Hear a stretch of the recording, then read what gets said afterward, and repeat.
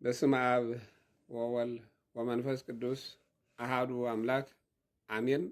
ናይቲ ማሉ ዝነበረ ትሕቶ ካብ ግብረ ሐዋርያት ምዕራፍ 1 ቁፅሪ 1 ያው መልሳ ቅዱስ ሉቃስ ኦ ቴዎፍሎስ ብዛዕባ ኢየሱስ ክርስቶስ ይፅሕፈልካ ኣለኹ ስለ ዝበለ መልሳ ኮይኑ ናብ ቴዎፍሎስ እያ ትብል ኣብ ግብረ ሐዋርያት ኣቲና ምዕራፍ 1 ቁፅሪ 1 ግብረ ሐዋርያት ናብ መን ከም ተፀሓፈ ክሪኦ ንኽእል ኢና። ሓደ ሓደ ሰባት ተሓቱ ንሕቶ ኣሎ።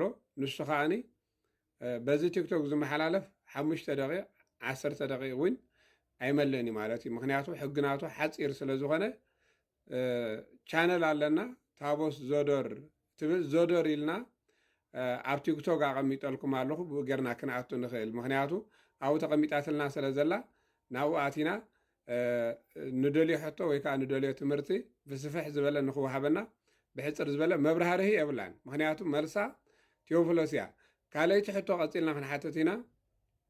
ድሕሪ ትንሳኤው ኢየሱስ ክርስቶስ ንክንደይ መዓልቲ ተራእይዎም ብዛዕባ መንግስተ ሰማያት ናይ መንግስተ ሰማያት ነገር እንዳነገረ ንሃዋርያት ድሕሪ ትንሳኤው ኢየሱስ ክርስቶስ ንክንደይ መዓልቲ ተራእይዎም እዚኣ ከዓኒ ሀ ን20 መዓልቲ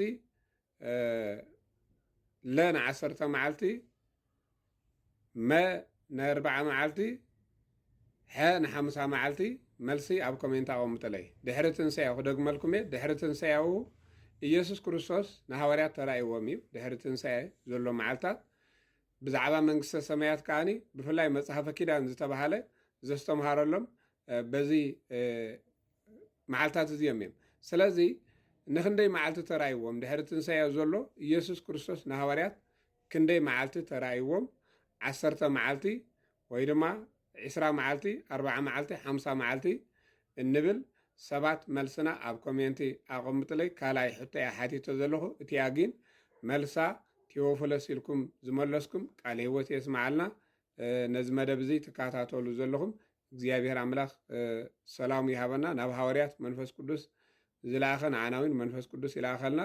መንፈስ ቅዱስ ናብ ሃዋርያት ዘውረደ ንዓናዊን መንፈስ ቅዱስ ኣውሪዱ ጥበብን ምስጢሩን ንክንፈልጥ እግዚኣብሔር ኣምላኽ ንኩላትና ይሓግዘና። ወስብሃት ለእግዚኣብሔር።